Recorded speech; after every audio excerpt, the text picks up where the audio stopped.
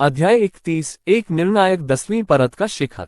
बायेन की भयानक निगाह जोर से खर्राटे लेने से पहले कुछ देर तक लुओ जियान पर टिकी रही। उसके बाद उसकी नजर अभी भी लड़ रहे टाइटा और चेंग मिंगजियांग पर गई। इससे पहले उसने धीमी आवाज में कहा, क्या आप अभी भी नहीं रुक रहे हैं? उसकी आवाज गड़गड़ाहट की तरह तेज थी, जैसे ही दो लोग तेज गूंज से टकराए, जिससे वे अस्थायी रूप से बहरे हो गए। टाइटा और चेंग मिंगजियांग तुरंत रुक गए, जैसे ही उन्होंने उप प्रधानाध्यापक को देखा। टाइटा अचानक बिना किसी उत्साह के मुस्कुरा दी। दूसरी ओर चेंग मिंगजियांग का चेहरा डर से भरे चेहरे में बदल गया। टाइटा जियान चेन के पास गया और धीरे धीरे उसे ध्यान से देखा। धीमी आवाज में वह फुसफुसाया, चेंगयांग जियांग तियान, क्या तुम्हें चोट लगी है? जियान चेन ने उसे चुप रहने के लिए अर्थपूर्ण दृष्टि देने से पहले केवल अपना सिर हिलाया। जवाब में टाइटा केवल हंसे। हालांकि उसके पास एक बाघ का दिल और शरीर था, फिर भी वह जियान चेन के कार्यों के पीछे के अर्थ को समझ सकता था। और कुछ कहे बिना वह जियान चेन के पीछे खड़ा हो गया और उसकी इच्छा के अनुसार चुप रहा। हालांकि टाइटा ने फिर भी चेंग मिंगजियांग को ध्यान से देखना जारी रखा और उस पर आंख मारी, जैसे कि उसे उकसाना हो। स्पष्ट रूप से अभी उसने जो लड़ाई की थी वह उसका पूरा आनंद लेने के लिए पर्याप्त नहीं थी। वाइस हेडमास्टर बायेन ने लुओ जियान और चेंग मिंगजियांग की ओर एक तेज नजर डाली। लुओ जियान, आप पहले ही अकादमी के नियमों को तोड़ चुके हैं। आप पहले ही अकादमी के नियमों को तोड़ चुके हैं, लेकिन आप ऐसा नहीं कर सकते। आप अपना अपराध जानते हैं। लुओ जियान ने गुस्से में अपना सिर उठाया। उप प्रधानाध्यापक, छात्रों के बीच संकेत देना बहुत आम है। चांगयांग जियांग तियान और मैं केवल यही कर रहे थे और कुछ नहीं। जहां तक मेरे द्वारा अकादमी के नियमों को तोड़ने की बात है, तो आपका छात्र आपसे पूछता है कि मैंने कौन सा नियम तोड़ा है। तुम अब भी इस तरह बोलने की हिम्मत करते हो?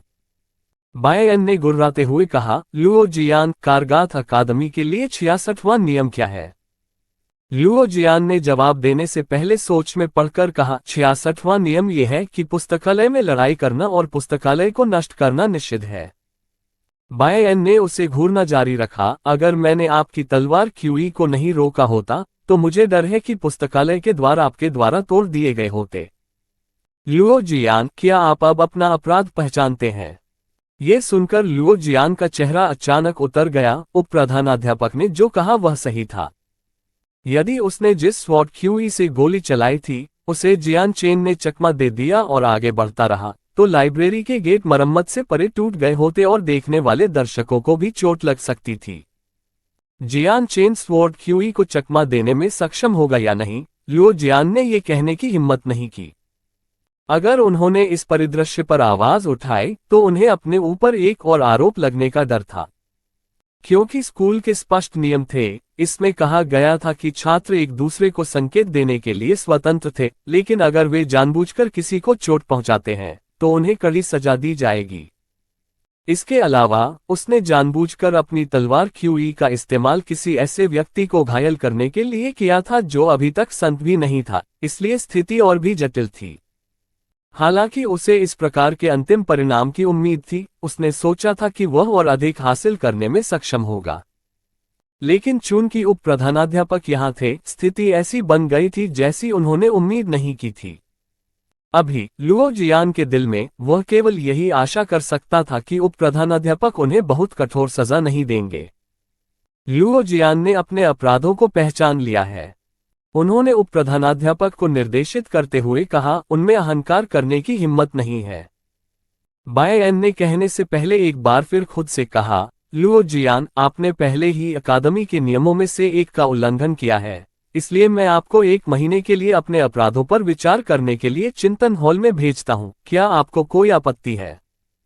कंटेम्पलेशन हॉल वह जगह थी जहां अकादमी के नियमों का उल्लंघन करने वाले छात्र जाते थे। हालांकि इसके नाम में हॉल शब्द था, यह एक छोटे पत्थर के घर से ज्यादा कुछ नहीं था। यह एक छात्रावास के कमरे से छोटा था और इसमें केवल एक ही व्यक्ति रह सकता था। एक बार दरवाजा बंद हो जाने पर अंदर मौजूद व्यक्ति को एक गहरे अंधेरे कमरे में रखा जाता था। बाहर की रोशनी कितनी भी तेज क्यों न हो, वह पत्थर के घर में नहीं घुस पाएगी। कुछ भी देखने के अलावा कोई आवाज भी नहीं जा पाएगी। भले ही सबसे तेज ओलावृष्टि हो रही हो, अंदर के व्यक्ति को कुछ भी नजर नहीं आएगा। लुओ जियान ने पूरे दिल से समझा है और उसे कोई आपत्ति नहीं है। उसने सिर झुकाकर कहा। उनका लहजा सम्मानजनक था और किसी ने नहीं सोचा होगा कि जब वह पश्चाताप कर रहे थे तो जियान चेन के खिलाफ उनकी शिकायतों के कारण उनके दिल में जहर बढ़ रहा था। वाइस हेडमास्टर ने अपना सिर हिलाया, उनके चेहरे पर एक उल्लासपूर्ण भाव लौट रहा था। आप तब जा सकते हैं और चिंतन करने के लिए स्वयं चिंतन कक्ष की तलाश कर सकते हैं। बाद में बायेन ने चिंतित चेंग मिंगजियांग की ओर अपनी नजरें घुमाई।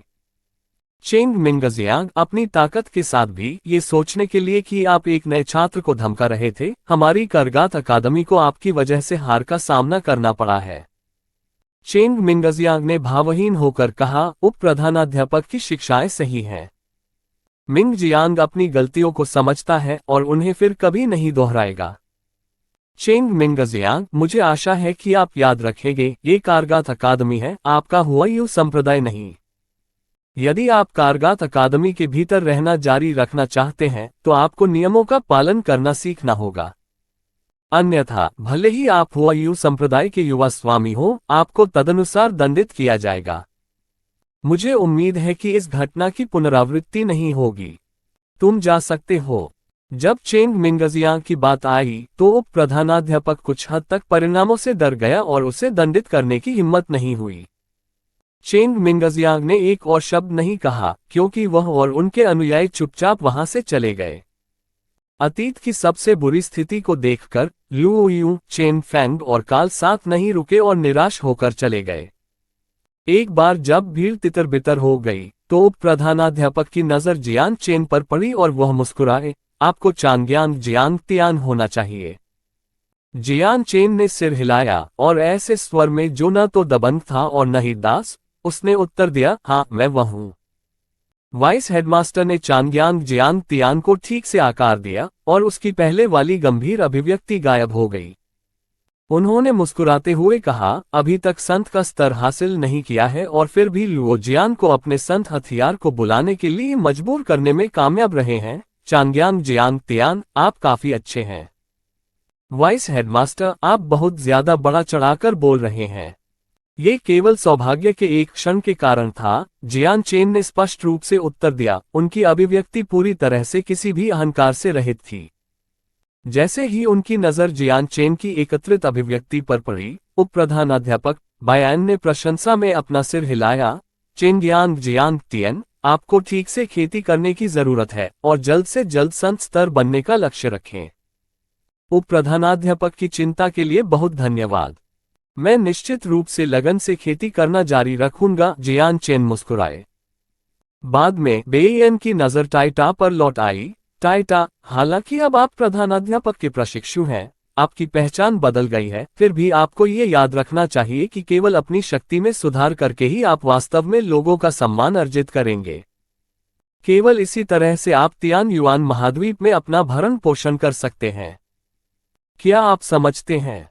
टाइटा ने चतुराई से सिर हिलाया और दबी आवाज में उत्तर दिया, टाइटा समझती है। हाँ।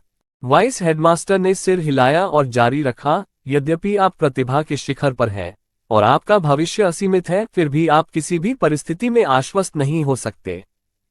आपको हमेशा शांति और संयमित तरीके से हर चीज का सामना करना चाहिए। आप भी उन कुलीन परिवारों से कुछ नहीं सीख सकते क्योंकि अब आप प्रधानाध्यापक के प्रशिक्षु हैं।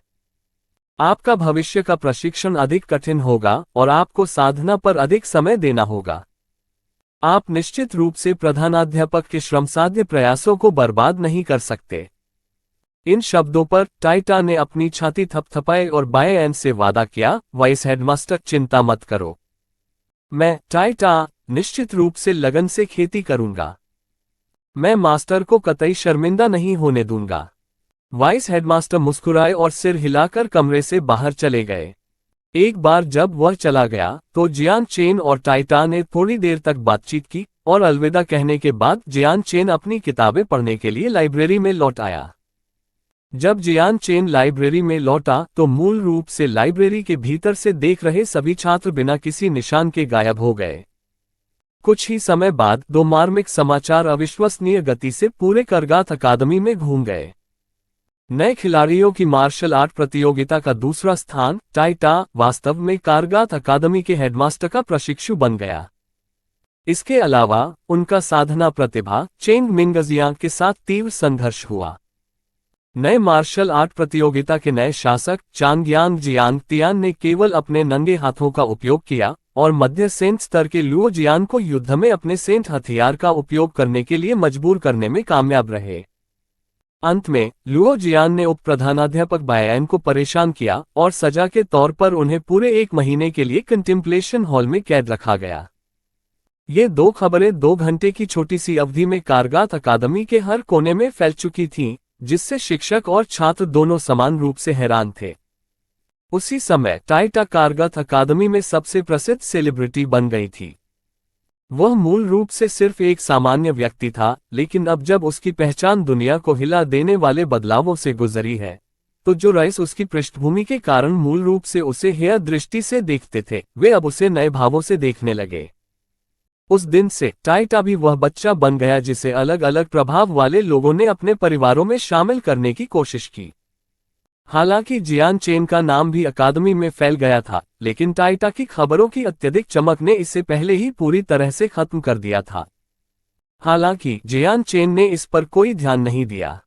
इसके बावजूद अभी भी कई महिला छात्राएं थीं जो जियान चेन को मोह की चमकती निगाहों से देखती थीं।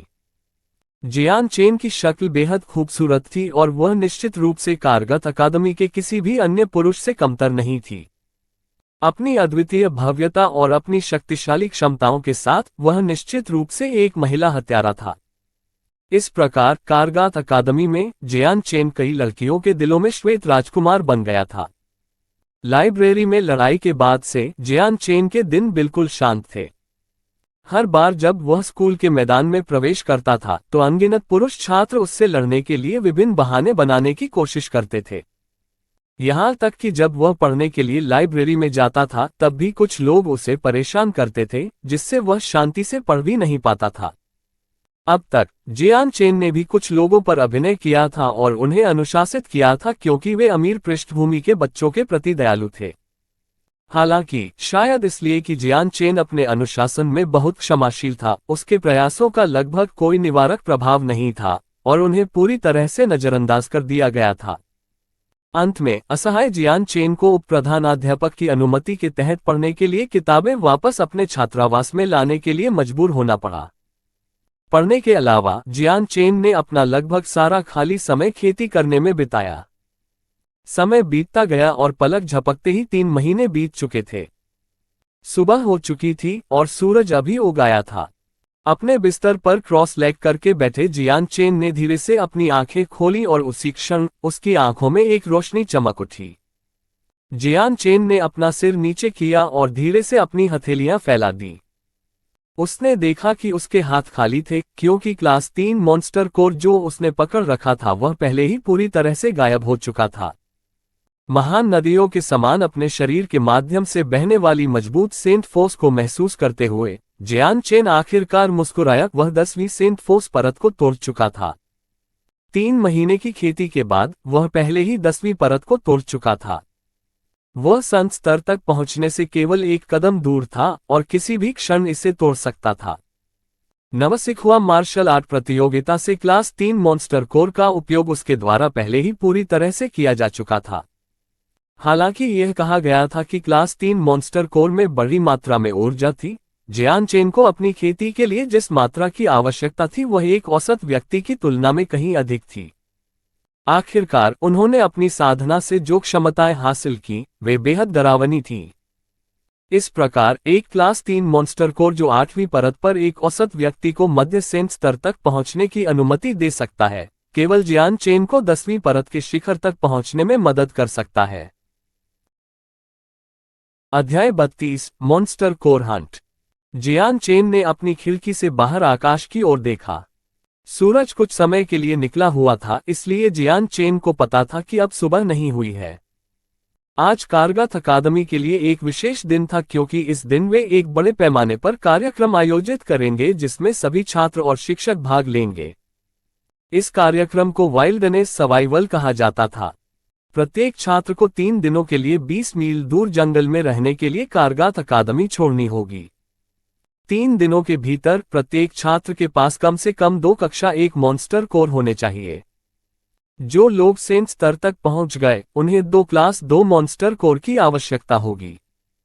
मॉन्स्टर कोर की मात्रा सीमित नहीं थी, लेकिन जो कोई भी सबसे अधिक मॉन्स्टर कोर प्राप्त करेगा उसे एक समृद्ध इनाम के साथ उपहार दिया जाएगा, एक पृथ्वी विशेषता क्लास 4 मॉन्स्टर कोर और साथ ही एक स्पेस रिंग। इनाम इतना लुभावना था कि अगर इसे अमीर पृष्ठभूमि के बच्चों की नाक के नीचे रख दिया जाए तो वे भी इससे भावनात्मक रूप से प्रभावित हो जाएंगे। साथ ही कोई भी छात्र जो इस मानक तक पहुंच गया था वह पुस्तकालय के चौथे स्तर पर विभिन्न युद्ध कौशल और साधना विधियों के बारे में पुस्तकों तक भी पहुंच सकता था। यह इनाम विशेष रूप से औसत सामान्य परिवारों के लोगों को लुभाने वाला था। युद्ध कौशल ऐसी तकनीकें थीं जो मजबूत हमले कर सकती थीं। सेंट फोर्स के विशिष्ट उपयोगों के साथ ये किसी की शक्ति को 120% तक बढ़ा सकता है, जिससे ऐसी तकनीकें बन सकती हैं जो किसी की मूल क्षमताओं को पूरी तरह से पार कर जाएंगी। दूसरी ओर साधना पद्धतियों का उपयोग केवल तभी किया जा सकता था जब कोई संत स्तर तक पहुंच जाता। कुछ सामान्य परिवारों को निम्नतम स्तर की साधना विधियां भी नहीं पता थीं और इसलिए इन परिवारों में जन्मे बच्चों को सेंट फोर्स की साधना के लिए दी गई सतही सांस लेने की विधि पर निर्भर रहना पड़ता है। सांस लेने की ये विधियां पूरे तियान युआन महाद्वीप में प्रसारित की गईं। उनके कदम बेहद सरल थे, इसलिए अधिकांश सामान्य परिवारों को इन तरीकों के बारे में सब कुछ पता था। एकमात्र नकारात्मक पक्ष ये था कि ये सांस लेने की विधियां उन्हें केवल 10वीं सेंट फोर्स परत तक विकसित करने में मदद कर सकती थीं और उन लोगों के लिए पूरी तरह से बेकार थीं जो पहले ही सेंट स्तर तक पहुंच चुके थे। इस प्रकार युद्ध कौशल और साधना पद्धतियों को आम लोगों के लिए अप्राप्य खजाने के रूप में देखा जाता था। तियान युआन महाद्वीप पर सभी युद्ध कौशल और साधना विधियों को 4 स्तरों में विभाजित किया गया था: ह्यूमन टियर, अर्थ टियर, हेवन टियर और सेंट टियर। फिर प्रत्येक स्तर को 3 अलग अलग स्तरों में विभाजित किया गया: प्राथमिक, मध्य और उन्नत। छात्रावास छोड़ने के बाद जियान चेन सीधे खेल मैदान की ओर चले गए। इस आयोजन की घोषणा 3 दिन पहले ही कर दी गई थी और अब तक लगभग सभी छात्रों ने अपनी क्षमताओं के चरम पर खुद को निखारते हुए इसकी तैयारी पूरी कर ली थी। जब जियान चेन खेल मैदान में पहुंचे तो वह जगह पहले से ही लोगों से भरी हुई थी। हालांकि ये देखना अभी भी स्पष्ट था कि लोग 2 समूहों में विभाजित थे। एक समूह सभी रईसों का जमावड़ा था और दूसरा समूह पूरी तरह से आम लोगों से बना था जिनकी कोई बड़ी पृष्ठभूमि नहीं थी। वे सभी छात्र जो अभी तक संत स्तर तक नहीं पहुंचे थे, उनके हाथ में स्टील के हथियार थे जो सूरज के नीचे चमक रहे थे। चूंकि वे जानवरों का सामना कर रहे थे, इसलिए स्कूल प्रशासन ने उन्हें अपने हथियार खुद चुनने की अनुमति दी थी। जियान चेन हथियार रैक की ओर चला गया। हालांकि जब उसने वहां सभी हथियार देखे तो उसकी भौहें आपस में जुड़ गईं। अच्छे हथियार काफी हद तक छात्रों द्वारा पहले ही चुन लिए गए थे और जो बचे थे वे अच्छी गुणवत्ता वाले थे। वे भारी प्रकार के हथियार थे जिन्हें उपयोग करने के लिए बहुत अधिक ताकत की आवश्यकता होती थी। वे जियान चेन के साथ बिल्कुल भी संगत नहीं थे। जियान चेन ने पूरे हथियार रैक पर नजर डाली। जब उसने एक टूटी हुई लोहे की छड़ देखी जो उसकी उंगली जितनी मोटी थी, तो उसकी आंखें अचानक चमक उठी। उसने उसे बाहर खींचने के लिए अपनी पूरी ताकत लगा दी, लेकिन तभी पता चला कि लोहे की छड़ लगभग 3 इंच लंबी थी और उसकी सतह पहले से ही गहरे पीले जंग के निशानों से पूरी तरह ढकी हुई थी। एक सिरे पर अत्यंत तीक्ष्ण नोक थी। जियान चेन ने संतुष्टि में सिर हिलाने से पहले जंग लगी लोहे की छड़ को अपने हाथों में तौला और फिर उसकी मजबूती का परीक्षण किया। ये लोहे की छड़ एक नज़र में कुछ हद तक अनुपयुक्त लगती थी, लेकिन इसका भारीपन और लंबाई जियान चेन के अनुकूल थी और बाकी हथियारों में से केवल ये लोहे की छड़ ही जियान चेन की अधिकांश क्षमताओं को सामने लाने में सक्षम थी। इस समय टाइटा भीड़ से बाहर चली गई। उसकी पीठ पर एक विशाल कुल्हाड़ी थी जो व्यावहारिक रूप से उसके जितनी ही बड़ी थी। इसने टाइटा को और भी अधिक प्रभावशाली और शक्तिशाली बना दिया। टाइटा जियान चेन के पास गया और उसकी नज़र जियान चेन के हाथ में दाग लगी लोहे की छड़ पर पड़ी। उसकी आंखें भ्रम दिखाने से खुद को नहीं रोक सकी और उसने पूछा, हाय चांग्यांग जियांग तियान, तुम लोहे की छड़ के साथ क्या कर रहे हो? जियान चेन ने हंसते हुए कहा, मैं इसके साथ और क्या कर सकता हूं, बेशक इसे एक हथियार के रूप में इस्तेमाल किया जाना है। कोई रास्ता नहीं, चांगयांग जियांग तियान, तुम वास्तव में इस घटिया लोहे की छड़ को एक हथियार के रूप में उपयोग कर रहे हो। आप, आप, आपका दिमाग ठीक है? टाइटा ने चौंकते हुए पूछा। जियान चेन हंसे और आगे कुछ नहीं बताया। हालांकि टाइटा को समझ नहीं आ रहा था कि जियान चेन इतनी घटिया लोहे की छड़ को हथियार के रूप में क्यों इस्तेमाल करेगा, लेकिन उसने इस सवाल का पीछा करना जारी नहीं रखा। इसके बजाय उन्होंने कहा, चांगयांग जियांग तियान, हम दोनों की टीम अब कैसी रहेगी? अगर हम हाथ मिला ले तो क्लास 1 का कोई भी जादुई जानवर हमारे काम में बाधा नहीं डाल सकता। हम कक्षा 2 के जादुई जानवर पर भी काबू पाने में सक्षम होंगे। इसके अलावा मैं बचपन से ही इस प्रकार के जंगलों में जंगली जानवरों का शिकार करता रहा हूं, और मैंने धीरे धीरे जंगल में जीवित रहने के बारे में काफी अनुभव सीख लिया है। अगर तुम मेरे साथ हो तो मैं वादा करता हूं कि तुम्हें कोई कठिनाई नहीं होगी। जियान चेन ने कुछ देर तक इस पर विचार किया। अंत में उसने टाइटा के प्रस्ताव पर सहमति में अपना सिर हिलाया। स्कूल ने छात्रों को जादुई जानवरों को मारने के लिए 3-5 लोगों के समूह बनाने से मना नहीं किया, इसलिए कई छात्र छोटे समूहों के रूप में एक साथ घूमने लगे। उसी समय एक सुंदर रईस घमंडी स्वभाव के साथ टाइटा के पास आया और मुस्कुराया, हेलो टाइटा, मेरा नाम जियूमिसी है। मैं 10वीं सेंट फोस परत के शिखर पर हूं। क्या आप मेरे साथ भागीदार बनना चाहते हैं? मेरा मानना है कि अगर हम हाथ मिला लें तो जादुई जानवरों का शिकार करना हम दोनों के लिए बहुत आसान हो जाएगा। टाइटा ने जियूमिसी की ओर देखा और अपना सिर हिलाया, कोई जरूरत नहीं, चांगयांग जियांग तियान और मैं एक साथ ही काफी है। हमें अब और लोगों को शामिल होने की आवश्यकता नहीं है। टाइटा की अस्वीकृति का सामना करते हुए जियूमिसी ने कोई निराशा नहीं दिखाई। उसने जियान चेन की ओर देखा और उसका चेहरा तुरंत घमंडी हो गया। ये व्यक्ति चांगयांग जियांग तियान होना चाहिए, जो लो सिटी के चांगयांग कबीले का चौथा स्वामी है। मेरे पिता फॉरबिडन सिटी में जियूएमआई कबीले के नेता हैं।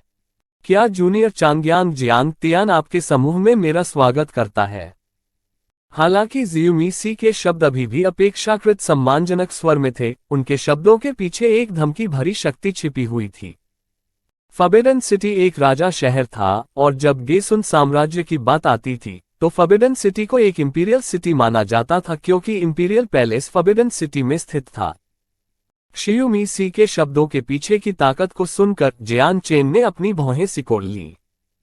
उसने अपनी नजर जियूमिसी के सुंदर चेहरे पर डाली और ठंडे स्वर में उत्तर दिया, मैं क्षमा चाहता हूं, लेकिन अब हमें किसी अतिरिक्त लोगों की आवश्यकता नहीं है।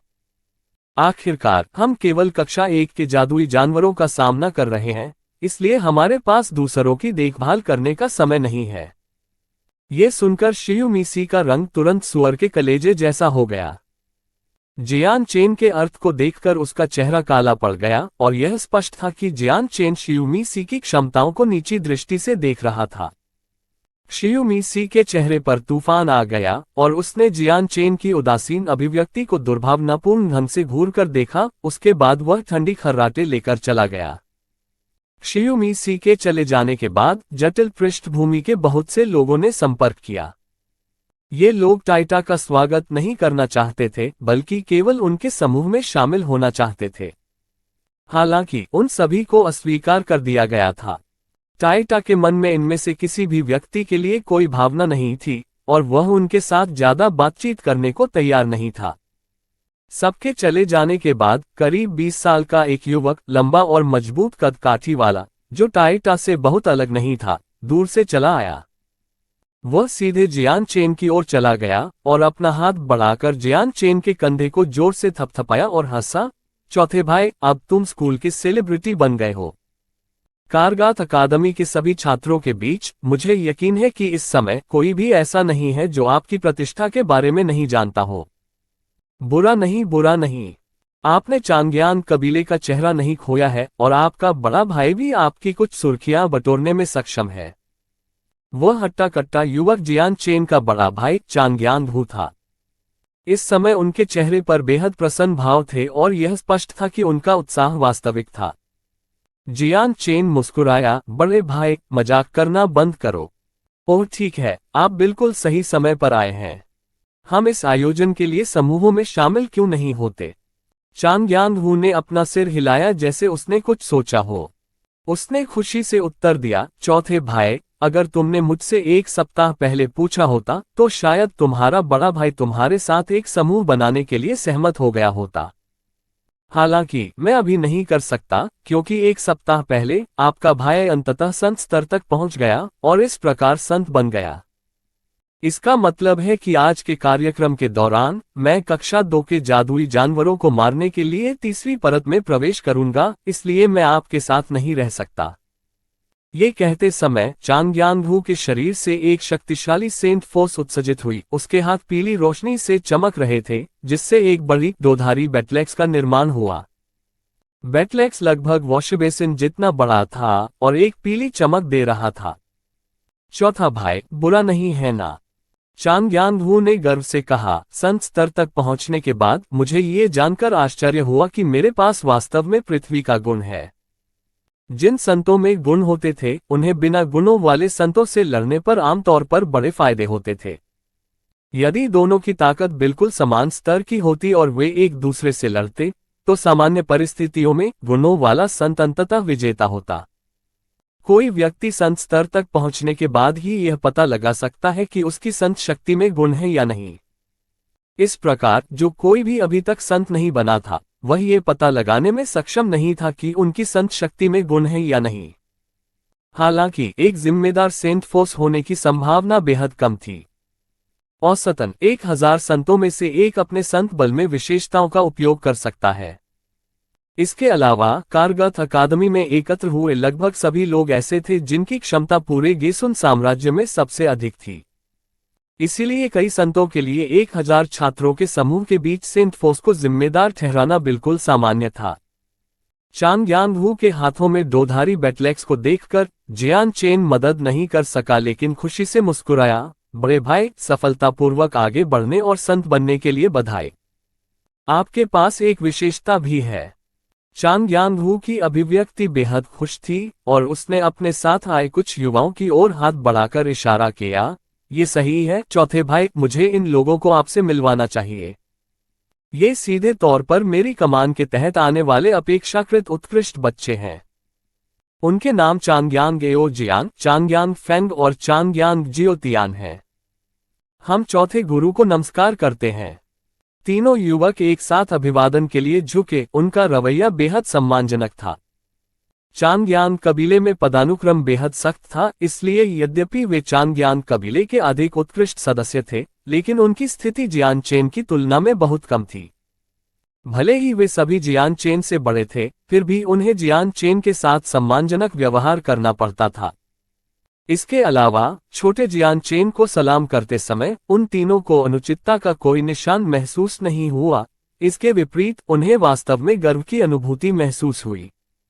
आखिरकार जियान चेन संत का दी युन को हराने में कामयाब रहा था, जब वह केवल 8वें सेंट फोर्स लेयर पर था और लुओ जियान के खिलाफ नंगे हाथों से लड़ने में कामयाब रहा था। अंत में उसने लुओ जियान को अपने सेंट हथियार का उपयोग करने के लिए भी मजबूर किया। जियान चेन की सभी उपलब्धियों ने पूरी करगात अकादमी की प्रशंसा की। चांगयांग कबीले के अन्य सदस्यों की उपस्थिति में वे गर्व महसूस करने से खुद को नहीं रोक सके। सिर्फ इसलिए नहीं कि जियान चेन उनके कबीले का सदस्य था, बल्कि इसलिए कि वह चांगयांग कबीले का चौथा स्वामी था। अध्याय 33 वाइपर। जियान चेन ने टाइटा को अपने बड़े भाई चांगयांग-हू से मिलवाया और उप प्रधानाध्यापक बायएन द्वारा अलग होने से पहले कुछ देर बात की। हेडमास्टर बायएन के भाषण देने के बाद उन्होंने बाकी छात्रों से सभी की स्पेस रिंग को हटाने से पहले थोड़ी सफाई करने को कहा ताकि लोगों को उसमें अपने राक्षसों को जमा करने से रोका जा सके। उन्होंने क्षतिपूर्ति के लिए उन्हें एक सस्ता स्पेस बेल्ट दिया। इनमें से एक भी बेल्ट इतना महंगा नहीं था और वास्तव में एक बहुत ही सामान्य वस्तु थी, इसलिए अकादमी उनमें से 1000 को सौंपने का जोखिम उठा सकती थी। बेल्ट के भीतर की जगह भी बहुत छोटी थी और केवल 1 मीटर वर्ग तक ही समा सकती थी। हालांकि ये राक्षस कोर को रखने के लिए पर्याप्त था। अभी के लिए चोट लगने की स्थिति में प्रत्येक बेल्ट में थोड़ी मात्रा में दवा होती है। एक बार जब सभी तैयारियां पूरी हो गईं, तो सभी 1000 छात्र एक भव्य निकास के साथ अकादमी से चले गए। 20 मील दूर जंगल की ओर बढ़ते हुए कुछ दर्जन शिक्षक उनके साथ थे। उनका मिशन जंगल में बंद जाना और किसी भी छात्र को जानलेवा स्थिति में बचाना था और समूह का नेतृत्व करने के लिए उप प्रधानाध्यापक बायन थे। अकेडमी से बाहर निकलने के बाद धीरे धीरे सबकी रफ्तार तेज हो गई।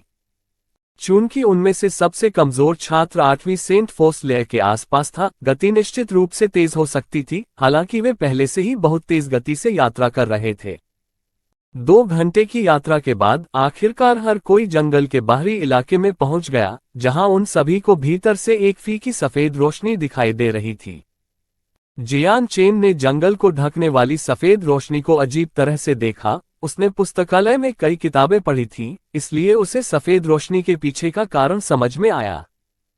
300 साल पहले ये स्थान एक घास वाली बंजर भूमि थी जहां कोई जंगल नहीं दिखता था। करगत के 1000 लोगों का उपयोग करके उन्होंने अंततः क्षेत्र का विकास किया और 1 साल के काम के बाद एक जंगल बनाया गया। हालांकि उस समय जंगल का क्षेत्रफल मात्र 50 किलोमीटर था। सैकड़ों वर्षों के बाद जंगल इस रूप में विकसित हो गया था जैसा वह आज था। जंगल बढ़ने के बाद कारगाथ अकादमी के हेडमास्टर ब्रान ने व्यक्तिगत रूप से जंगल में 3 दिन और 3 रातें बिताईं और इसे 3 क्षेत्रों में विभाजित करने से पहले इसे रोशनी से ढक दिया। प्रत्येक क्षेत्र पर एक मजबूत जादू था और जंगल के बीच में प्रधानाध्यापक ने कमजोर जादुई जानवरों को प्रजनन के लिए छोड़ दिया था ताकि वे अकादमी के छात्रों के लिए लड़ना सीखने के लिए मजबूत जादुई जानवर बना सकें। हेडमास्टर ब्रान ने गेसुन साम्राज्य की प्रतिभाओं के लिए इस जंगल का निर्माण किया था और जंगल को बनाने में काफी मेहनत की थी। हालांकि प्रधानाध्यापक ब्रान काफी समय पहले ही सेवानिवृत्त हो चुके थे और उनकी भूमिका किसी अन्य व्यक्ति को सौंपी गई थी। उसी समय प्रधानाध्यापक आगे बढ़े और बोले, प्रिय छात्रों, आज से तुम्हें 3 दिनों तक जंगल में रहना होगा और कम से कम 2 राक्षसों को सौंपना होगा।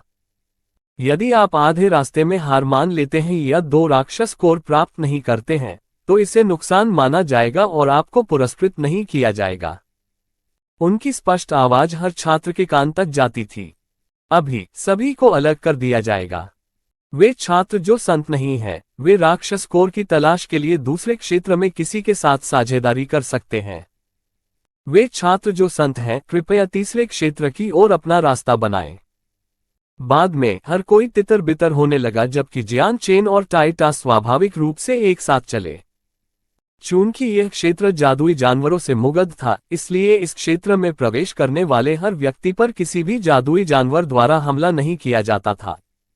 जैसे ही उन्होंने जादुई क्षेत्र में प्रवेश किया, जियान चेन और टाइटा दोनों पहले से ही पहले क्षेत्र में थे।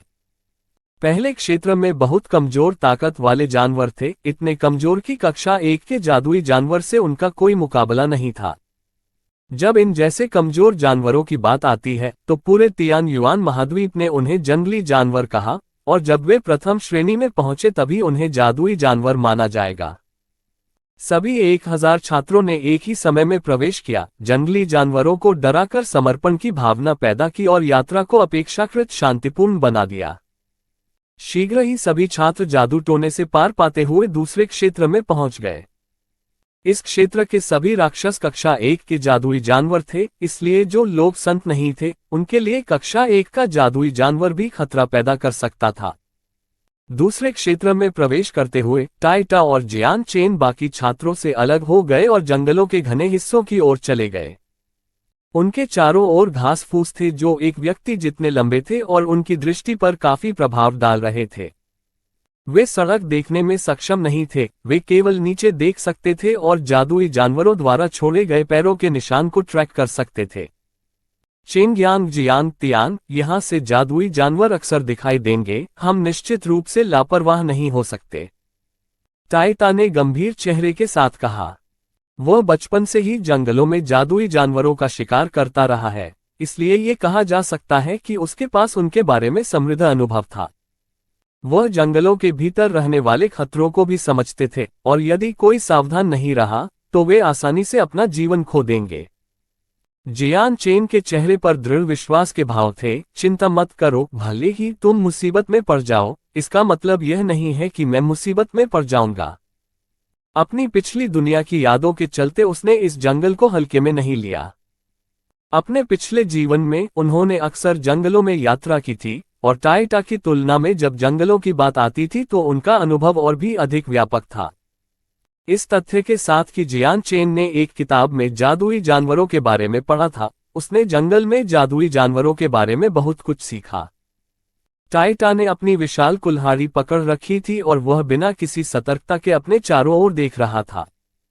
हालांकि मैंने अतीत में कई जानवरों को मारा है, लेकिन मैंने कभी किसी जादुई जानवर को नहीं मारा है।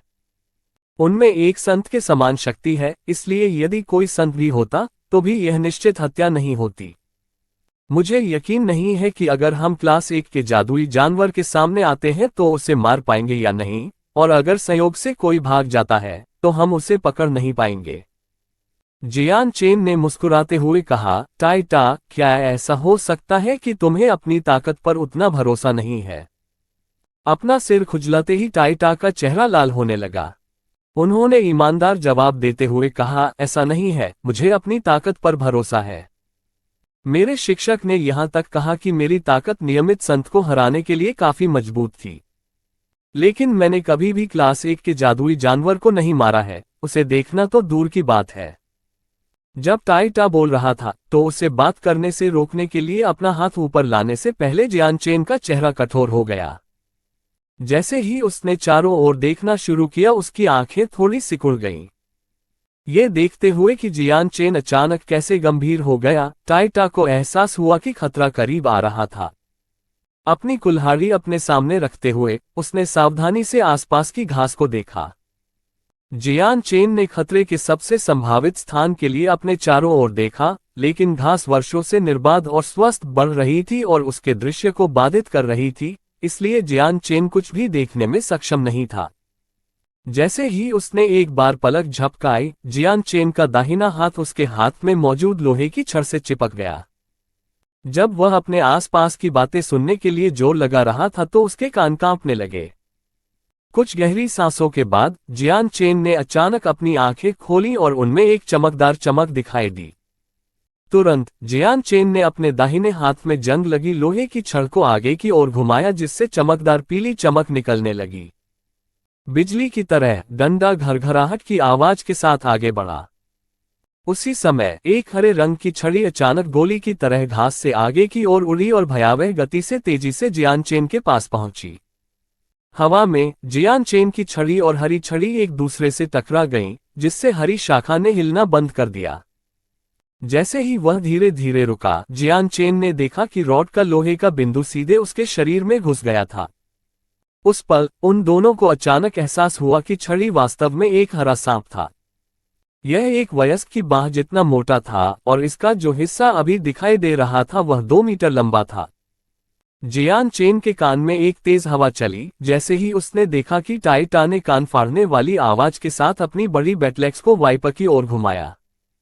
बड़े बैटलेक्स ने वाइपर के शरीर पर प्रहार किया और इसकी शक्ति इतनी मजबूत थी कि वाइपर लगभग 10 मीटर पीछे की ओर उछला और फिर हल्की आवाज के साथ जमीन पर गिर पड़ा। हालांकि उनके वर्तमान स्थान के आसपास घास फूस इतना बढ़ गया था कि 10 मीटर की दूरी छोड़ दें तो जियान चेन और टाइटा मुश्किल से उनसे 5 मीटर आगे देख पा रहे थे। जल्दी करो और उसका पीछा करो, हम इसे खुद को छिपाने नहीं दे सकते। जियान चेन स्पष्ट रूप से समझ गए कि स्थिति उनके लिए कितनी प्रतिकूल थी। तेज गति से वाइपर का पीछा करते समय उसके शरीर में चमक आ गई। इन परिस्थितियों में यदि वाइपर सावधानी से नजरों से दूर छिपने में कामयाब हो जाता तो वे दोनों भारी मुसीबत में पड़ जाते। आखिरकार उनके सामने हर कदम घास फूस से ढका हुआ था और जमीन पर कुछ भी देखना मुश्किल था। अगर वाइपर प्रतीक्षा में लेटने के लिए तैयार हो जाए तो उससे बचाव करना बेहद मुश्किल होगा। बिना किसी हिचकिचाहट के टाइटा उस दिशा की ओर भागा जिस दिशा में जियान चेन ने दौड़ लगाई थी। एक बार टाइटा ने जियान चेन को पकड़ लिया, जियान चेन ने पहले ही आगे बढ़ना बंद कर दिया था। लगभग 3 मीटर दूर उस वाइपर ने अपना सिर ऊंचा उठा लिया था। उसकी बर्फ जैसी ठंडी आंखें उन्हें देख रही थीं, उसकी कांटेदार जीभ अंदर बाहर फड़फड़ा रही थी। जब वाइपर ने अपना शरीर उठाया तो वह 1.5 मीटर लंबा था। इसका शरीर, जो एक वयस्क की बाह जितना मोटा था, उस पर 2 घाव थे। उनमें से एक खूनी छेद था जिसे जियान चेन ने छोड़ा था, यह इतना गहरा था कि वाइपर की हड्डी देखी जा सकती थी। दूसरा वह लंबा घाव था जो टाइटा ने छोड़ा था, ये वाइपर के मोटे शरीर तक फैला हुआ था। घाव के बाहरी हिस्से में मांस का लोथड़ा था जिसमें से लगातार ताजा, लाल खून बह रहा था। जियान चेन की आंखों ने सावधानी से वाइपर की गतिविधियों का अनुसरण किया। हालांकि उनके सामने वाइपर अपेक्षाकृत कमजोर हमले वाली प्रजाति थी, फिर भी यह कक्षा 1 का जादुई जानवर था। इसकी शक्ति किसी संत से कमजोर नहीं होगी जिसने पहले ही अपने संत हथियार को संघनित कर लिया है। टाइटा ने गंभीर भाव से वाइपर की ओर देखा। जैसे ही उसने अपनी बैटलेक्स को कसकर पकड़ लिया, उसके हाथों की नसें बाहर निकल आईं। वह किसी भी क्षण अपनी पूरी ताकत से हमला करने के लिए तैयार था। जबकि दोनों पक्ष गतिरोध में थे, जियान चेन ने अंततः कार्रवाई की। 3 मीटर की छोटी दूरी उसके लिए कुछ भी नहीं थी, और अपने शरीर के झटके से जियान चेन पहले ही 2 मीटर की दूरी तय कर चुका था। एक पल में वह वाइपर के सामने आ गया। उसके हाथ में मौजूद लोहे की छड़ ने एक कान भेदी चीख निकाली, क्योंकि वह नग्न आंखों से देखने की तुलना में तेजी से आगे की ओर धकेली गई थी, सीधे वाइपर की ओर जा रही थी जो वर्तमान में 7 इंच दूर था।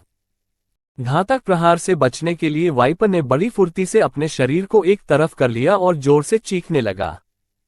इसके बावजूद वह जंग लगी लोहे की छड़ अभी भी उसके शरीर में गहराई तक छेद करने में कामयाब रही। उसकी तेज नोक उसके दूसरी तरफ से निकल रही थी। तेज दर्द के कारण हरा सांप बुरी तरह चिल्लाने लगा और उसका मुंह खुला रह गया। यही टाइटा की हरकतें तेज थीं, क्योंकि उसने अपनी पूरी ताकत लगाकर अपनी कुल्हाड़ी को वाइपर के सिर की ओर जोर से मारा। बैटलेक्स मुट्ठी के आकार के वाइपर के सिर से होकर गुजरा, जिससे वह हवा में ऊपर उड़ गया। खून की बारिश हुई और उसके हरे शरीर पर घाव से ताजा खून बह निकला। एक पल में आसपास की घास फूस लाल रंग से ढक गई। अध्याय 34 राक्षस कोर के लिए लापरवाही से शिकार। खून की बौछार करते हुए शरीर में ऐंठन के साथ अलग हुए सिर को हवा में घूमते हुए देखकर टाइटा का चेहरा चिंता से भरा था। इस समय उन्होंने कक्षा 1 के जादुई जानवर को आसानी से मार डाला था, जिससे उन्हें अपनी ताकत के बारे में अधिक आत्मविश्वास महसूस हुआ। सियान रंग के वाइपर ने टाइटा को अपनी ऊर्जा का एक बड़ा हिस्सा भी खर्च नहीं करने दिया। जियान चेन ने धीरे धीरे वाइपर के शरीर को लोहे की छड़ से अलग किया और आसपास की घास पर खून पोंछ दिया। ये वास्तव में जियान चेन ही था जिसने कक्षा 1 के जादुई जानवर को मारने में सबसे अधिक योगदान दिया था। यदि उसने वाइपर के शरीर पर बिजली की तेजी से हमला नहीं किया होता और उसे छेदते समय एक बड़ा घाव नहीं किया होता, तो टाइटा की कुल्हाड़ी सांप के सिर को काटने में सक्षम नहीं होती। अपनी बैटलेक्स को याद करते हुए टाइटा का चेहरा गर्व से वाइपर के मृत शव पर कदम रखते हुए अलग हुए सिर की ओर देख रहा था। चांगयांग जियांग तियांग, ये कक्षा 1 का जादुई जानवर है। ये कितना कमजोर था। टाइटा को सुनते ही जियान चेन हंसे। ऐसा नहीं है कि जादुई जानवर कमजोर है, ऐसा इसलिए है क्योंकि हम दोनों संयुक्त रूप से बहुत मजबूत हैं। इसके अलावा ये कक्षा 1 का जादुई जानवर उस व्यक्ति के लिए भी ज्यादा परेशानी नहीं देगा जो अभी हाल ही में संत बना है। टाइटा ने जियान चेन की मुस्कान लौटा दी और उसके बैटलेक्स से खून पोंछ दिया। इसे अपने कंधे पर लाते हुए उन्होंने हंसी छोड़ी और कहा, यदि आप ऐसा कहते हैं तो क्या इसका मतलब यह नहीं है कि हम आसानी से घूम सकते हैं और कक्षा 1 के जादुई जानवरों को मार सकते हैं? ऐसा लग रहा था जैसे जियान चेन को एक एहसास हुआ हो, क्योंकि उसके चेहरे पर एक खुशी भरी मुस्कान दिखाई दे रही थी। बुरा नहीं, हमारी 2 ताकतों के साथ, भले ही हम अकेले क्लास 1 के जादुई जानवर के खिलाफ लड़ें, हम इसे आसानी से मारने में सक्षम होंगे।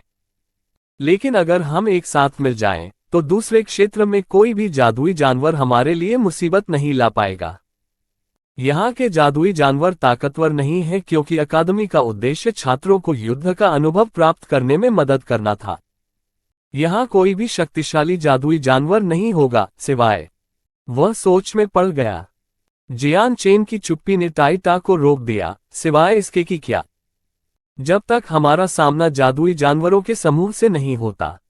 हालांकि हम अभी भी नहीं जानते कि यहाँ क्या है या नहीं। बोलते समय जियान चेन का चेहरा गंभीर था।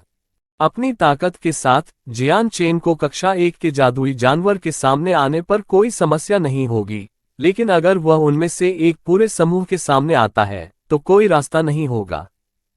टाइटा ने अपनी भौहें सिकोड़ ली और अनिश्चित रूप से कहा, ऐसा संभव नहीं होना चाहिए। मैं कई बार जंगलों में गया हूं और कभी भी जादुई जानवरों का पूरा झुंड एक साथ नहीं देखा।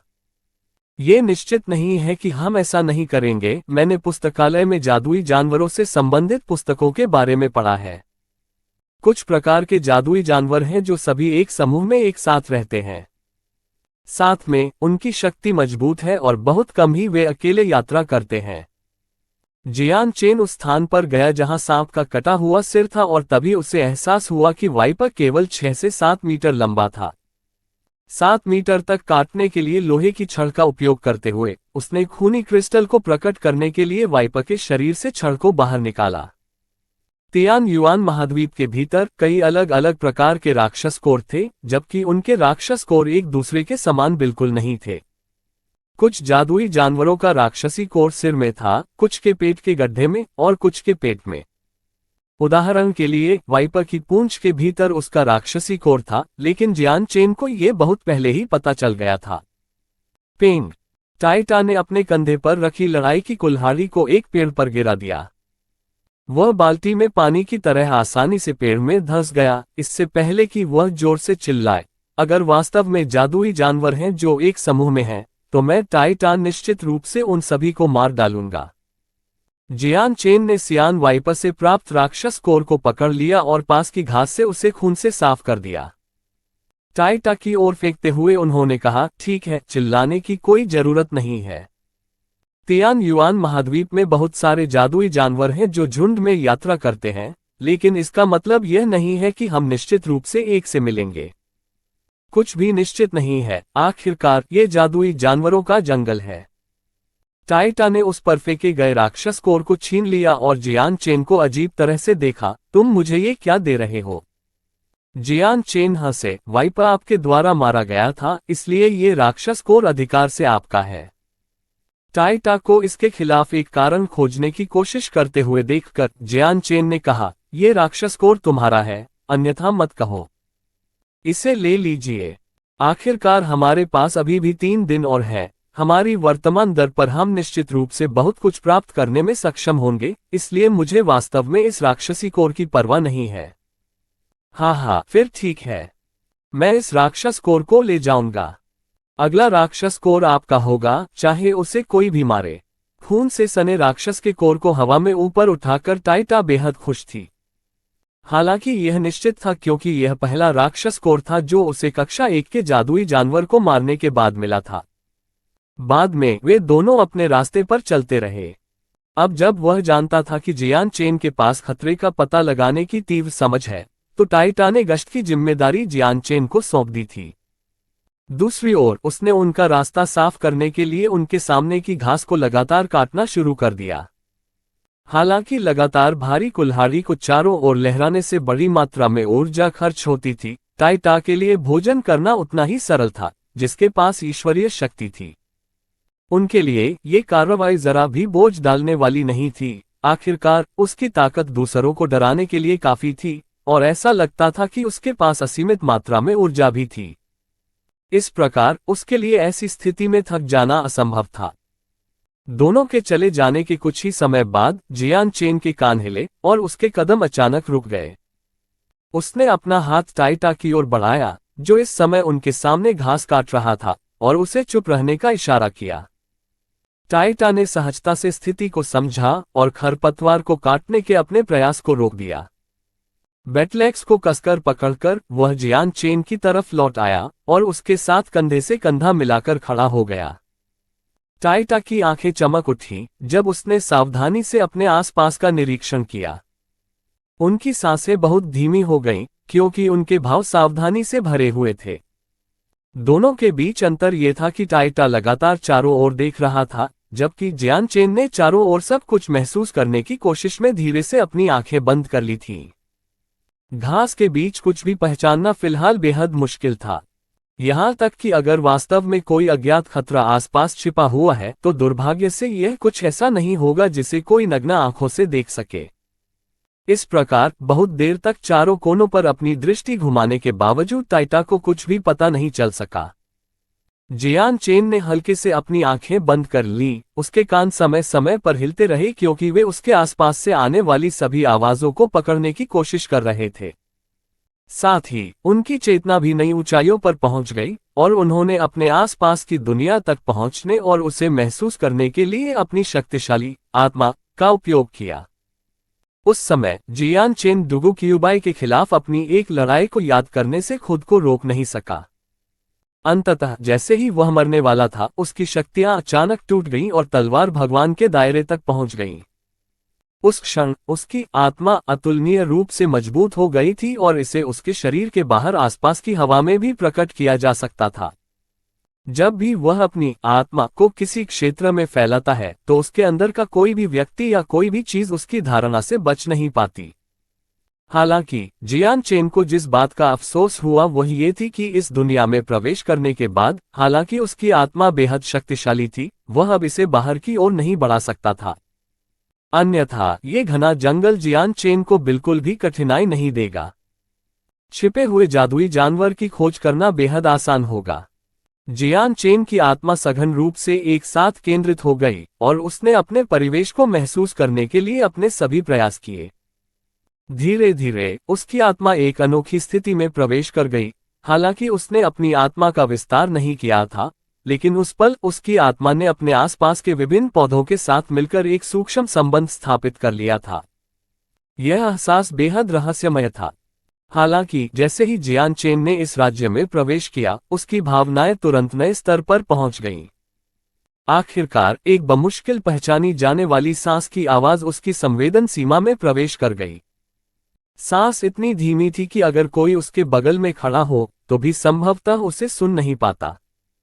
एक पल में जियान चेन ने अपनी आंखें खोली और एक झटके में वह पहले ही अपने मूल स्थान से गायब हो चुका था और तेज गति से किनारे की ओर उड़ रहा था। चलते समय जियान चेन ने अपने रास्ते में बाधा डालने वाली शाखाओं से बचने के लिए अपने शरीर को लगातार घुमाया और समायोजित किया। एक पल में जियान चेन पहले ही 10 मीटर की दूरी पार कर चुका था। उसने तुरंत बिजली की तेज गति से अपने हाथों में पकड़ी हुई लोहे की छड़ को बाहर निकाला, चुपचाप आसपास की पत्तियों और घास फूस को काट दिया, जिसका निशाना घास के भीतर छिपी काली आकृति की ओर था। आओ! अचानक दर्द की चीख सुनाई दी, जैसे ही एक काली छाया घास से बाहर निकली और अपने भयानक मुंह को चौड़ा करके जियान चेन की ओर छलांग लगा दी। ये लगभग 2 मीटर लंबा एक काला तेंदुआ था। इसके सिर पर एक खुला घाव था जहां से ताजा खून बह रहा था। उसके चेहरे पर काले बालों के माध्यम से खून बह रहा था, जिससे उसका उग्र रूप और भी तीव्र हो गया। जियान चेन की नजर तलवार की तरह तेज थी और उसके चेहरे पर एक व्यंग्य झलकने लगा। उसने अपना हाथ हिलाया और एक बार फिर अपने हाथ में मौजूद लोहे की रॉड से अथाह गति से वार किया। उसका उद्देश्य ब्लैक पैंथर की गर्दन थी। अंत तक ब्लैक पैंथर के पास प्रतिक्रिया करने का बिल्कुल भी समय नहीं था, क्योंकि लोहे की छड़ की नुकीली नोक उसके गले में गहराई तक घुस गई थी। इसके अलावा चूंकि ब्लैक पैंथर का शरीर इस समय हवा में उछल रहा था, इसलिए उसका भारी शरीर तेजी से नीचे की ओर गिरा, जिससे लोहे की छड़ उसकी गर्दन के आर पार हो गई। आखिरकार बिंदु ने सीधे एक छेद कर दिया था और अंत दूसरी तरफ से बाहर आ गया था।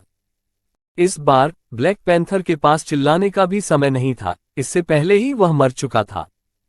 वह अपनी आंखें खुली करके जमीन पर गिर पड़ा, उसकी निगाहों में दुख व्याप्त हो गया। उस पल में टाइटा ने आखिरकार पीछे से पकड़ लिया। जब उसने जमीन पर देखा तो उसने काले पैंथर के गले में जंग लगी लोहे की छड़ को छेदा हुआ देखा। तुरंत अत्यधिक सदमे से उसकी आंखें फैल गईं।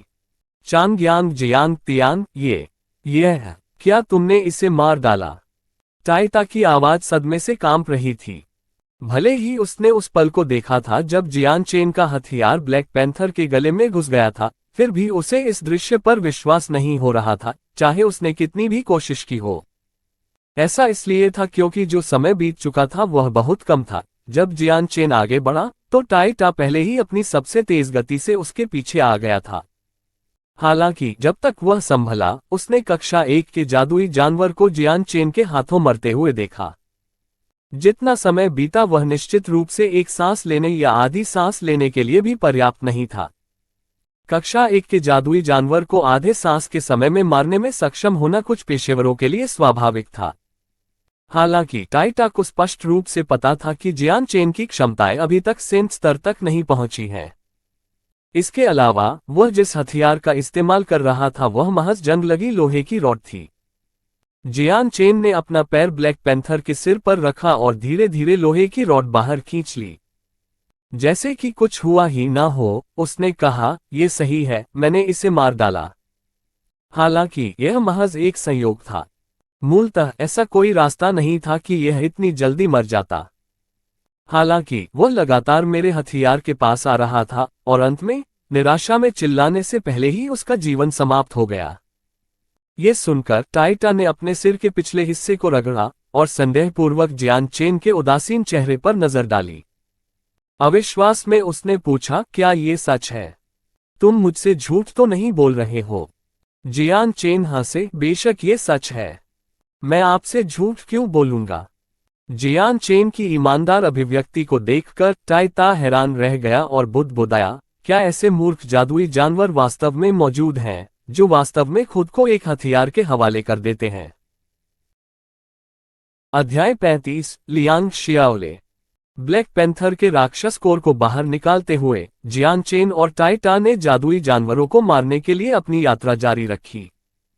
एक संत की ताकत न होने पर भी कक्षा 1 के जादुई जानवर को आसानी से मारना किसी भी नए छात्र के लिए एक अतुलनीय कठिन कार्य था। जीवन के लिए खतरा किसी भी समय हो सकता है, लेकिन जियान चेन और टाइटा के लिए ये लगभग वैसा ही था जैसे वे कोई खेल खेल रहे हों। दूसरा क्षेत्र उन दोनों के लिए राक्षसी कोर के खजाने की तरह था।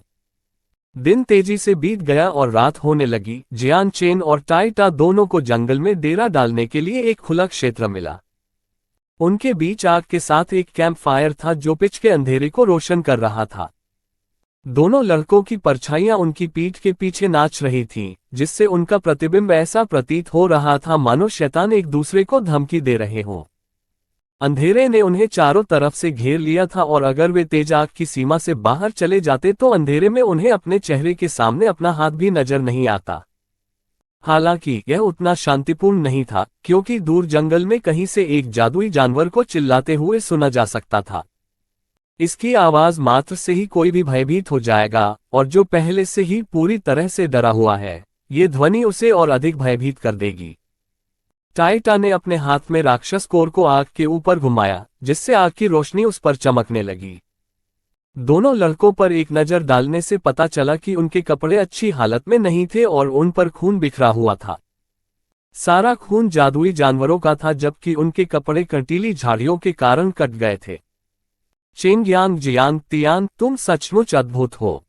मैंने नहीं सोचा था कि तुम जंग लगी लोहे की छड़ को इतनी अद्भुत सीमा तक चलाने में सक्षम होगे। आज हमने जिन जादुई जानवरों के खिलाफ लड़ाई लड़ी, वे सभी तुम्हारे द्वारा मारे गए थे। ये पहले का केवल शुरुआती वाइपर था जिसे मैं मारने में कामयाब रहा। टाइटा ने जियान चेन की प्रशंसा करते हुए कहा। जियान चेन के चेहरे पर एक बड़ी मुस्कान थी। मैंने केवल तभी मौका लिया जब मैंने एक को देखा। अगर आपने अपनी कुल्हाड़ी से नुकसान नहीं पहुंचाया होता तो उन जादुई जानवरों को मारना और भी कठिन होता।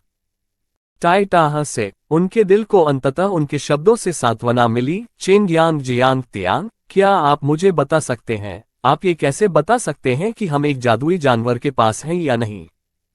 टाइटा स्वाभाविक रूप से इस बारे में बहुत उत्सुक था। पूरे दिन वह इस पर माथापच्ची करता रहा था, लेकिन अब जाकर उसे पूछने का सही समय मिला। जियान चेन ने कुछ भी छिपाने की जहमत नहीं उठाई और इसके बजाय अपने कान और सिर की ओर इशारा किया। मैंने इसका और इसका इस्तेमाल किया।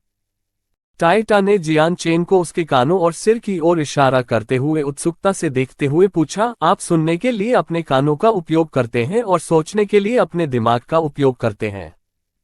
आप केवल आधे ही सही हैं। जियान चेन ने लोहे की छड़ को अपने पास लिया और उसे चट्टान के एक छोटे से टुकड़े पर पॉलिश करना शुरू कर दिया। अनुपस्थित मन से प्रतिक्रिया देते हुए उन्होंने कहा, सुनने के लिए अपने कानों पर निर्भर रहने के अलावा मैं अपने परिवेश को महसूस करने के लिए अपनी आत्मा का उपयोग करता हूं। हालांकि ये तरीका आपके लिए बहुत कठिन होगा। ओह, टाइटा ने मन ही मन सोचते हुए समझ में अपना सिर हिलाया। जियान चेन ने लोहे की छड़ को नीचे रखने से पहले उसकी बारीक नोक को महसूस किया। अपने स्पेस बेल्ट को पकड़ते हुए उन्होंने कहा, टाइटा, आइए हम आज से अपनी कमाई देखें। अपने स्पेस बेल्ट को हिलाने से संग्रहित राक्षस कोर बाहर गिरने लगे। एक के बाद एक राक्षस कोर अंतरिक्ष बेल्ट से बाहर गिरने लगे और धीरे धीरे जियान चेन के सामने का स्थान राक्षस कोर के साथ ढेर होना शुरू हो गया जब तक कि यह 1 फुट ऊंचा नहीं हो गया। टाइटा ने भी ऐसा ही किया और अपना स्पेस बेल्ट हिलाना शुरू कर दिया। अंत में उसके सामने भी एक छोटा सा पहाड़ खड़ा हो गया। मेरे यहाँ 48 राक्षस कोर हैं। जियान चेन हंसे, आज उनका मुनाफा बहुत बड़ा था। मेरे पास यहाँ 49 हैं, मैंने तुम्हें 1 से हरा दिया है। टाइटा बेहद खुश था, उसने पहले कभी इतने सारे कोर नहीं देखे थे। यह उसके लिए पहली बार था क्योंकि उसने पहले कभी एक भी राक्षस कोर नहीं देखा था। एक आम घर में पैदा हुए टाइटा के लिए सभी कोर कक्षा 1 के होने के बावजूद इन राक्षस कोर की कीमत बहुत अधिक थी। पहला दिन इतना लाभदायक हो, बुरा नहीं। मैं नहीं जानता कि सबसे अधिक राक्षस कोर वाले बनने के लिए हमें कितने राक्षस कोर की आवश्यकता होगी। आखिरकार पुरस्कार काफी समृद्ध है, एक क्लास 4 मॉन्स्टर कोर और एक स्पेस रिंग। यहां तक कि जियान चेन को भी पुरस्कारों का प्रलोभन दिया गया था। वह वास्तव में चाहता था कि क्लास 4 मॉन्स्टर कोर अंदर की ऊर्जा क्लास 1 मॉन्स्टर कोर से कई गुना अधिक मजबूत हो। इस समय जियान चेन की आंखों के सामने अचानक अंधेरा छा गया और उसने फुसफुसाते हुए कहा, जल्दी से सभी राक्षस कोर को स्टो करो, लोग आ रहे हैं। इतना कहने के बाद उसने तुरंत सभी कोर को अपनी बेल्ट में जमा करना शुरू कर दिया और उसे वापस पहन लिया। टाइटा भी तेजी से आगे बढ़ा। जैसे ही उसने जियान चेन की शुरुआत सुनी, उसने पहले ही सभी राक्षस कोर को स्टो करना शुरू कर दिया था। जियान चेन के समाप्त होने तक टाइटा समाप्त हो चुका था। जब दोनों ने अपने राक्षस कोर को दूर रख दिया तो कुछ घबराई हुई सांसों के बाद दूर की घास सरसराहट की आवाज के साथ किनारे की ओर चली गई, जैसे एक बहुत पतला व्यक्ति बाहर निकल रहा था। जिस क्षण उस व्यक्ति ने टाइटा और जियान चेन दोनों को आग के पास बैठे देखा, उनके चेहरे पर आश्चर्य का भाव आया और फिर अचानक खुशी की चीख निकल गई। वह एक कमजोर छोटी महिला थी जो सहारे के लिए चावल का भूसा पकड़े हुए थी, जो लड़खड़ाते हुए आ गई। आखिरकार मुझे कोई मिल गया, मुझे आखिरकार कोई मिल गया। मैं आपसे विनती करता हूं, कृपया मुझे पीछे न छोड़ें। मुझे डर लग रहा है, सचमुच बहुत डर लग रहा है। जादुई जानवर मुझे खाना चाहते हैं। उस व्यक्ति की आवाज काफी उन्मत्त थी और घबराहट से भरी हुई थी, हालांकि उसकी आवाज अभी भी किसी तरह कोमल थी। उसकी बात सुनकर जियान चेन और टाइटा को एहसास हुआ कि उनके सामने वाला व्यक्ति एक लड़की थी, क्योंकि उनके पीछे की आग ने उसके शरीर को रोशन कर दिया, जिससे उन दोनों को उसकी कारगात अकादमी की वर्दी दिखाई दी। हालांकि वर्दी शाखाओं और कांटों से कट गई थी, उसके शरीर के कुछ हिस्से पहले से ही नीचे देखे जा सकते थे और यहां तक कि उसका अंडव्य भी बाहर निकला हुआ देखा जा सकता था। वर्दी खुद ही मैली थी, जैसे कि वह कई बार गिरी हो। लड़की का चेहरा कीचड़ से इस हद तक सना हुआ था कि उसकी शक्ल भी साफ नजर नहीं आ रही थी। हालांकि उसके चेहरे पर उसके रोने का सबूत देखा जा सकता था, क्योंकि उसने जियान चेन की ओर विनतीपूर्वक देखा था। उस करुण दृश्य को देखकर उसकी आंखों में बेबसी के अलावा कुछ भी नहीं झलक रहा था। बैठ जाओ। जियान चेन ने खुद को यथासंभव दयालु बनाने की कोशिश की। उसकी स्थिति को देखकर उसने अनुमान लगाया था कि किस प्रकार की परेशानी हुई थी। इस माहौल में सबसे लापरवाह लड़के भी भयभीत महसूस करेंगे, एक छोटी लड़की की तो बात ही छोड़िए। ये देखकर कि वह व्यक्ति वास्तव में एक सुंदर लड़की थी, टाइटा की चिंता कम हो गई। सावधानी से अपने हाथों में कुल्हाड़ी डालते हुए उसने उत्सुकता से लड़की की ओर देखा। जियान चेन ने शांति से युवा लड़की को देखा और पूछा, क्या आप मुझे बता सकते हैं कि आपका नाम क्या है? मेरा नाम लियांग जियाओले है, युवा लड़की हकलाते हुए बोली। जियान चेन और टाइटा दोनों की आंखों की चमक देखकर वह डर महसूस करने के अलावा कुछ नहीं कर सकी, साथ ही चिंता और असुरक्षा के कुछ हल्के निशान भी महसूस करने लगी। तुम्हारे जैसी औरत दूसरों के साथ क्यों नहीं? यदि तुम्हें इतना ही डर लगता है तो तुम इस जंगल में अकेले क्यों चलोगे? बस कुछ बेतरतीब आवाजों ने आपको इस हद तक डरा दिया है? टाइटा ने दबी आवाज में पूछा। लियांग शियाओले ने डरपोक होकर टाइटा की ओर देखा और धीरे से कहा, मैं पहले कुछ दोस्तों के साथ यहाँ आई थी, लेकिन दुर्भाग्य से हमें एक जादुई जानवर का सामना करना पड़ा। वह जादुई जानवर काफी ताकतवर था और मेरे दोस्तों का समूह उसे हराने में सक्षम नहीं था।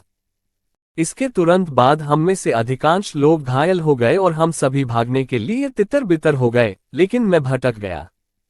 ये सुनकर टाइटा ने अपनी ही लार का स्वाद लेना शुरू कर दिया और कहा, यहाँ तक कि एक समूह के साथ भी आप कक्षा 1 के जादुई जानवर को हराने में असमर्थ थे। कितना बेकार है, सिर्फ चांगयांग जियांग तियान और मैंने आज ही 100 से अधिक जादुई जानवरों को मार डाला है। उस तथ्य को याद करते ही उसके चेहरे पर गर्व की झलक आ गई। गुलुलु। उसी समय अचानक एक अजीब सी आवाज आई। एक पल में जियान चेन और टाइटा दोनों ने अपनी निगाहें ध्वनि की उत्पत्ति की ओर निर्देशित की। ये लियांग शियाओले का पेट निकला, जो इस समय भी जोर जोर से बड़बड़ाना बंद नहीं कर रहा था। आपको भूख लगी होगी, जियान चेन मुस्कुराया। हाँ। लियांग जियाओले ने शर्मिंदगी में सिर हिलाया और विनम्रता से कहा, मैंने पूरे दिन कुछ नहीं खाया है। जैसे ही उसने अलाव की ओर देखा तो उसकी आंखों के कोने चमक उठे, जहां बारीक पका हुआ सुनहरा जादुई जानवर का मांस वर्तमान में समृद्ध तेल से टपक रहा था। उसने लालच से इसकी सुगंध सूंघ ली, लेकिन जितना अधिक उसने ऐसा किया, उसके पेट में उतनी ही जोर से बड़बड़ाहट होने लगी। आखिरकार जियान चेन और टाइटा दोनों को अपने कानों में केवल गड़गड़ाहट की आवाजें सुनाई दी। जियान चेन मुस्कुराया। उसने उस पर जादुई मांस के साथ कटार उठाया और गर्मी से डरे बिना सीधे अपने हाथ का उपयोग करके मांस का एक बड़ा टुकड़ा फाड़ दिया।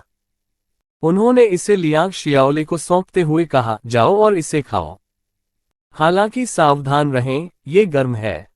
लियांग शियाओले ने अपने हाथों को मोड़ा और अपने हाथों पर लगी गंदगी को साफ करने के लिए अपने कपड़ों के कोनों को फाड़ दिया। कोमलता से वह जादुई जानवर का मांस लेने के लिए उसके पास पहुंची। एक बार जब ये ठंडा हो गया तो उसने सीधे इसे बड़े कौर के साथ खा लिया, कम से कम अपनी उपस्थिति बनाए रखने की परवाह न करते हुए। लियांग शियाओले शायद भूख से मर रही थी, क्योंकि उसने मांस के उस बड़े टुकड़े को जल्दी से खत्म करने के बाद भी अपनी आंखों में निराशा भरी नजरों से बचे हुए टुकड़े को देखती रही। जियान चेन मुस्कुराया और जादुई जानवर के मांस का एक और बड़ा टुकड़ा फाड़ दिया। उन्होंने इसे लियांग जियाओले को सौंप दिया और कहा, आओ और इसे खाओ। जादुई जानवर के मांस का टुकड़ा जो उसके सामने रखा था, उसे देखकर लियांग जियाओल थोड़ा झिझक गया और अंत में फिर भी उसे लेने के लिए आगे नहीं बढ़ा। इसके बजाय उसने जियान चेन और टाइटा की ओर देखा और धीरे से पूछा, अगर मैं इसे खत्म कर दूं तो तुम लोग क्या खाओगे? टाइटा हंसे, चिंता मत करो, हमारे पास अभी भी एक और बचा है। उस पेड़ के नीचे देखो। जैसे ही उसने ये कहा, टाइटा ने दिशा की ओर इशारा करने के लिए अपनी उंगली बढ़ा दी। लियांग शियाओले ने देखा कि टाइटा किस ओर इशारा कर रही थी, और निश्चित रूप से उसने देखा कि पास के एक बड़े पेड़ के नीचे एक अज्ञात जादुई जानवर जमीन पर गिर गया था। उसका एक पैर पहले ही गायब हो चुका था और जमीन ताजा खून के निशानों से भरी हुई थी। जादुई जानवर की लाश को घूरते हुए लियांग जियाओले ने जोर से निगल लिया और कहा, तुम लोग वास्तव में दुर्जय हो। ये सोचना कि आप दोनों अकेले ही कक्षा 1 के जादुई जानवर को मार सकते हैं। चे, इसका क्या मतलब है? टाइटा ने पूरी तरह से अविचलित होकर कहा। समय चुपचाप उड़ गया। जियान चेन और टाइटा ने खाना खत्म कर लिया था और अब आराम करने की तैयारी कर रहे थे। अरे, मुझे कहाँ सोना चाहिए? लियांग शियाओले ने कठिनाई से पूछा। जियान चेन ने बहुत दूर एक बड़े पेड़ की ओर इशारा किया और कहा, जाओ उस पेड़ के ऊपर आराम करो। इस तरह भले ही जादुई जानवर आधी रात में हमला करने की कोशिश करें, आपको कोई नुकसान नहीं होगा। आह, जादुई जानवर अभी भी रात में हमला करते हैं। इन शब्दों पर लियांग शियाओले का चेहरा लाल हो गया। उसकी आंखें भय से भर गईं और उसका पूरा शरीर कांपने लगा। तो फिर आप लोगों का क्या होगा? आप लोग कहाँ जाएंगे? आप मुझे यूं ही अकेला नहीं छोड़ सकते, अन्यथा मुझे निश्चित रूप से कोई क्रूर जादुई जानवर खा जाएगा, लियांग शियाओले ने घबराए हुए स्वर में पूछा।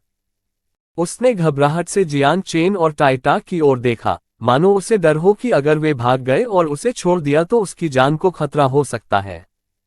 जियान चेन ने आंतरिक रूप से आह भरी। वह वास्तव में काया लियांग जियाओले के बारे में कुछ नहीं कर सका। उसके जैसे लोग, जिनका जन्म और पालन पोषण कुलीन परिवारों में एक अनमोल छोटी लड़की के रूप में हुआ था, ने कभी तूफानी समुद्र का अनुभव नहीं किया था। जन्म से ही वह एक सुरक्षित वातावरण में पली बड़ी थी, इसलिए किसी भी खतरे का सामना करने से उसका दिल और दिमाग अस्त व्यस्त हो जाता था। चिंता मत करो, हम ज्यादा दूर नहीं जाएंगे। हम बस वहां दूसरे पेड़ पर आराम करने जा रहे हैं, जियान चेन ने कहा। इन शब्दों को सुनने के बाद लियांग शियाओले को थोड़ा आराम महसूस हुआ। हालांकि डर के निशान अभी भी उसके दिल में बने हुए थे, जो जाने का नाम नहीं ले रहे थे। वह शापित स्कूल, वह शापित हेडमास्टर। उन्हें बिना किसी कारण के सभी को इस प्रकार के आयोजन में शामिल होने के लिए मजबूर क्यों करना पड़ता है? क्या ये जानबूझकर हमें मौत की ओर भेजने की कोशिश नहीं है? जब भी वह इस बारे में सोचती थी कि वह अपनी वर्तमान स्थिति में कैसे पहुंच गई है, तो लियांग शियाओले खुद को रोक नहीं पाती थी और गुस्से में कोसने लगती थी। आखिरकार उसकी बातें धीरे धीरे सिसकियों में बदलने लगीं।